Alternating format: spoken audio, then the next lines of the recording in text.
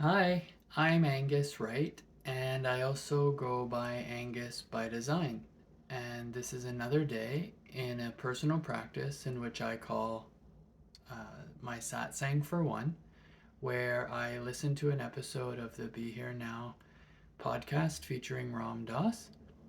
I create a journal, I write down some quotes in a physical journal, and then I pull an animal oracle card in order to cultivate mindfulness and to provide reflections for the day.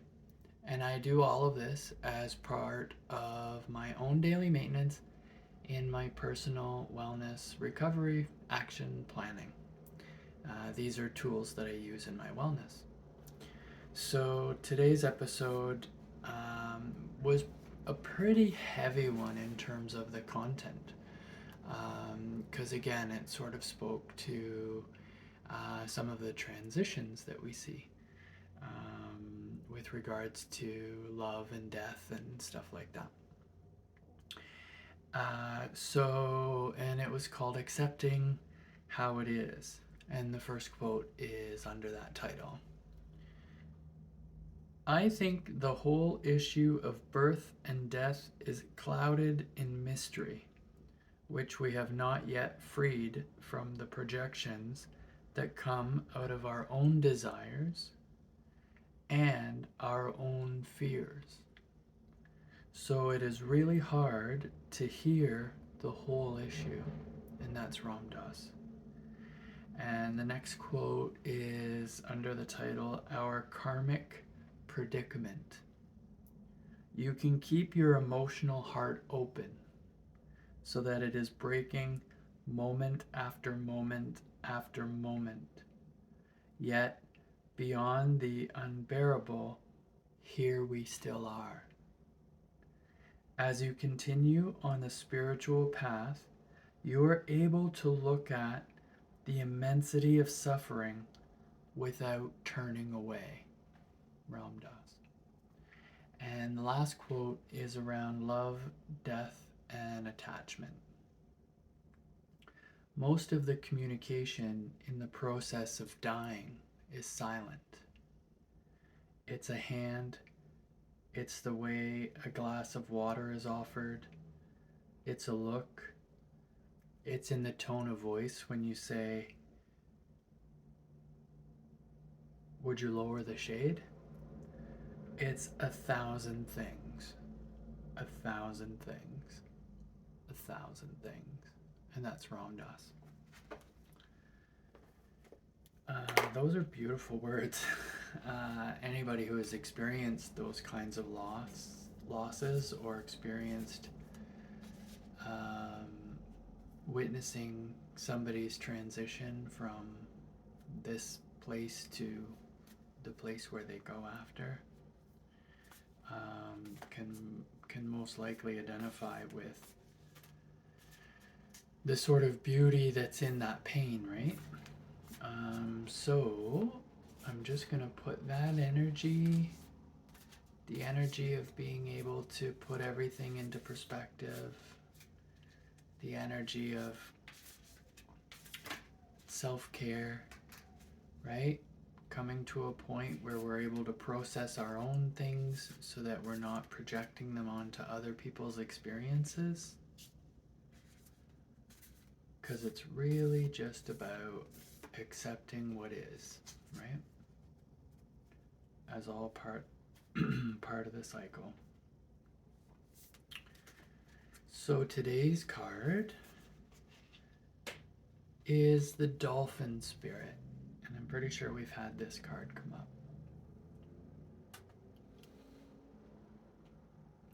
And Dolphin says, this and that are true. So let's take a look here.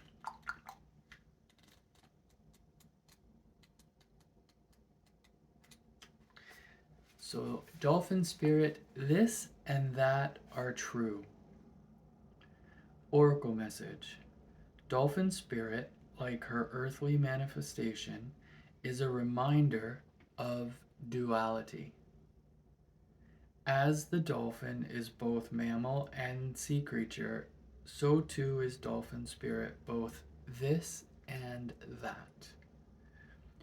Two truths coexist: the story you tell and another as well. The duality of life is present when we are suffering, for there is a blessing too in the helpers that appear. Within clouds are silver linings, which we later reflect on what happened. We can see that a situation was both this and that, and a choice led to both joy and sorrow. No relationship is either all good or all bad, and people have qualities of both light and shadow. Focus on the positive, for light exists alongside of darkness. Dolphin Spirit calls for you to come up from below and enjoy a weightless moment in the sun as you dive in and out of this and then that, accepting, even enjoying the duality of life. Why not join Dolphin Spirit in acknowledging and affirming the blessings present in this moment? In all areas of your life, there are aspects of both this and that. Today, you can celebrate this fact and recognize the complexity and the beauty of the fabric of the universe. You are at a place right now where your past self is still present as you move towards the new self you are becoming. Aspects of both selves are present, so even if you want to say goodbye to what was, you are required to find solace in this between time. Today is not a day to choose one over another either, but rather to accept things as they are without judgment or resistance. Even in matters of the heart, duality is present. Your next action will be obvious when you drop your bias and see things as a whole. And the protection message: when you most want to be acknowledged as right and see other ways as wrong, Dolphin Spirit appears as a reminder that the story of your suffering and righteousness is a little more complicated than you are admitting right now.